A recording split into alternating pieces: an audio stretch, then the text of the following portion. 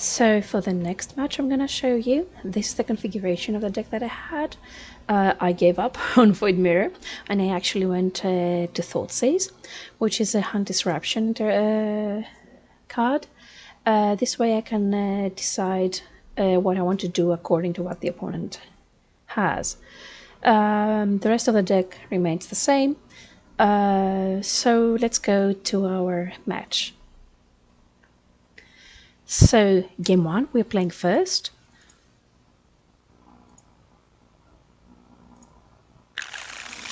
This is not a good hand. It doesn't even have Curion to justify keeping a one-lander.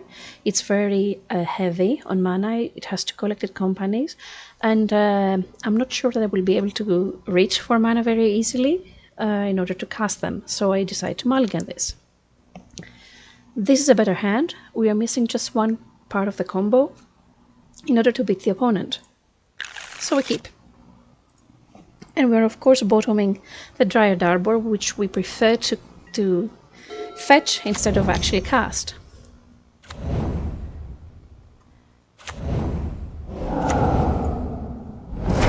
So Living End, we're playing against Living End.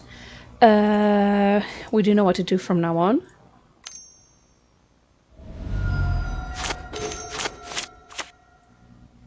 We attack, and then we're gonna play...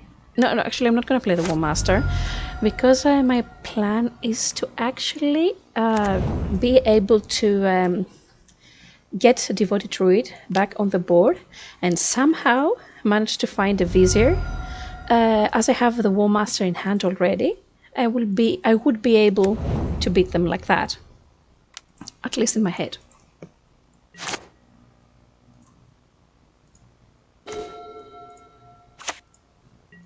This is another reason why I don't cast Ogre.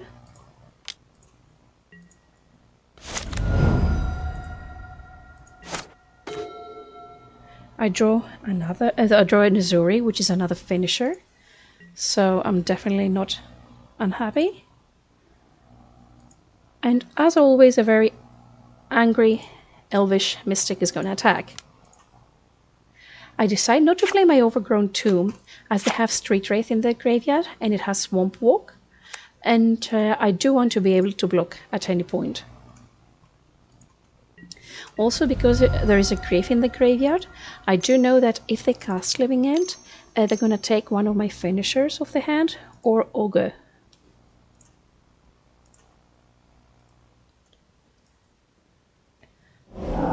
Even if I lose, I let them do it, because it allows me to see what they have, what they play. Every little bit of information is always good in every game.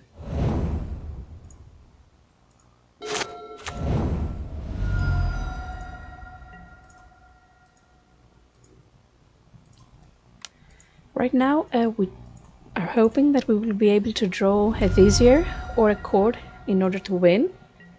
The fact that they took Ogre shows you that they don't want us to find the finisher. Though not the finisher, to find Vizier. We do have the finisher in hand.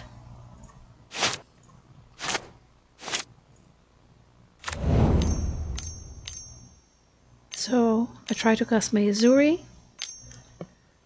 which gets Subtlety, and I actually concede game 1. There's no chance I'm winning after this point. So let's see how we sideboard. So with the current configuration of the sideboard, I usually bring in Thoughtseize. I bring in, of course, my 3 Endurances. I remove Grist, which I believe is a very poor card for this matchup. I don't believe that actually trying to cast a turn 2 or turn 3 Grist is going to win you the match. Hoping that you're going to mill a creature card in your graveyard is not winning Living End, especially when they're cycling so many cards to the graveyard and so many good cards to the graveyard. So Grist is out. Skuz is a king in the matchup. I do rely heavily on the combo, so Realm Walker and Ogre comes out, and one more card, which is usually a Heritage Druid. So this is how I would probably go. 61 is fine. Let's see how game 2 goes. Game 2, we're playing first again. This is a fine hand. We have endurance, which is good to remove their graveyard.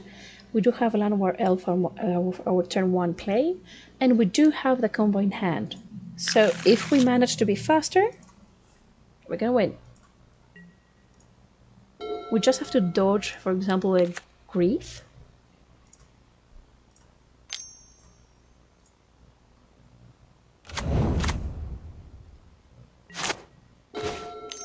We draw another card, very good. Devoted Druid, and we cast Verdant Catacombs. We don't need to crack yet.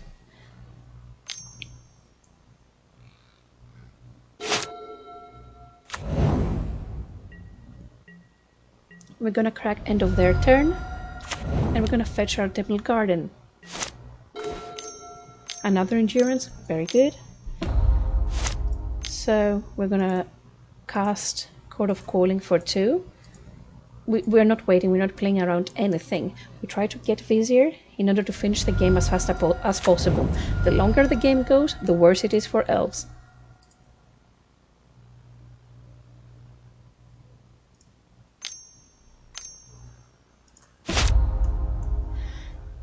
They don't cast, they actually use the Colossal Sky Turtle ability to return target creature to its owner's hand, to bounce our Devoted Druid back to hand. Since I have 2 Chords of Calling, and this Chord of Calling is for 2, I decide to kill my Devoted Druid with a -1/-1 ability, to get it in the graveyard, to have it there waiting for me, and actually go and fetch another Devoted Druid, because I can go off next turn with the other chord that I have.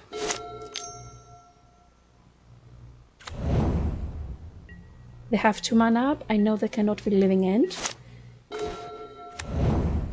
I'm fetching, and I'm going in.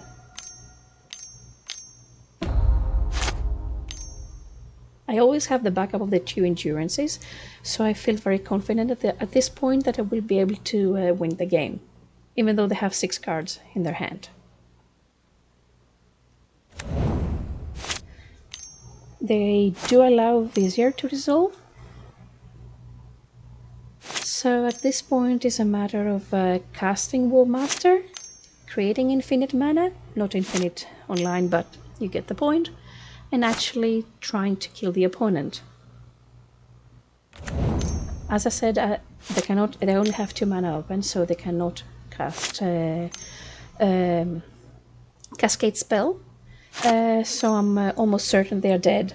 I would actually get each of my creatures up to a 20/20 power, 20/21 in the case of Devoted Druid, in order to be able to attack and not worry about anything, in case they have a second Colossal Sky Turtle and they try to bounce one of my creatures back. Maybe I should have just done the Elvish Warmaster ability once to show the opponent how I'm gonna kill them, because right now they just let me tap mana and untap even though they're dead. Maybe they didn't know the ability, because Elves is not a deck that you see so much online. We win, and we go to game 3. Game 3, we're playing second now, so let's see how it goes. I don't change anything in my sideboard. I have the 3 Thoughtseizes and the 3 Endurances, which I believe are going to carry me to victory. I didn't keep the previous hand. It was slow. Casting an Ooze on turn 2 is not going to beat Living End. I need something, let's say, broken to win this matchup. This hand has everything. It has Vizier, it has Devoted Druid, as well as Court of Calling, which means that on turn 3 we can kill them.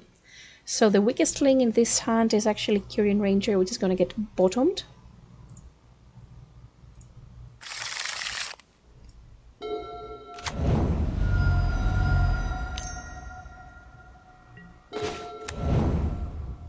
Nothing important till now. We're fetching end of their turn in order to get our Temple Garden. I am avoiding as much as possible to cast Overgrown Tomb, as they do play Street Wraith and I don't want to give them Swamp Walk, as I said in game 1. Everything goes as planned till now.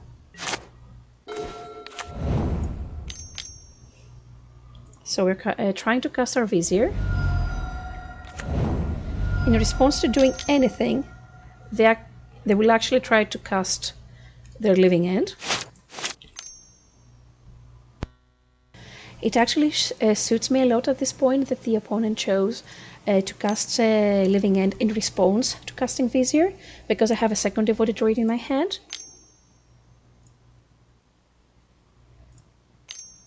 I understand my mistake at this point.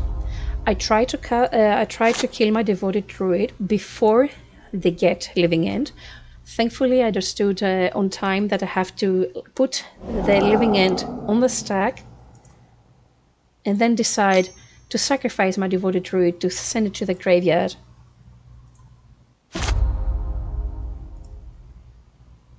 So, Devoted Druid comes back.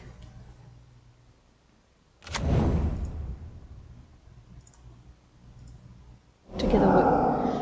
And they're gonna Subtlety the Vizier, which of course is gonna go on top as I have the combo in hand.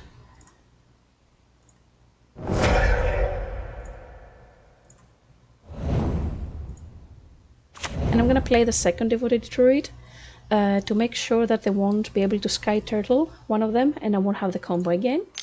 And I play the Heritage Druid because my plan is next turn to kill them. They have 2 cards in hand, so they had to have a Force of Negation in order not to die. Or another...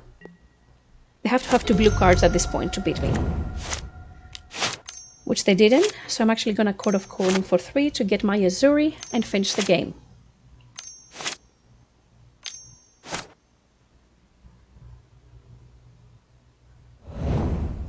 And this is why I actually like playing this version of the deck.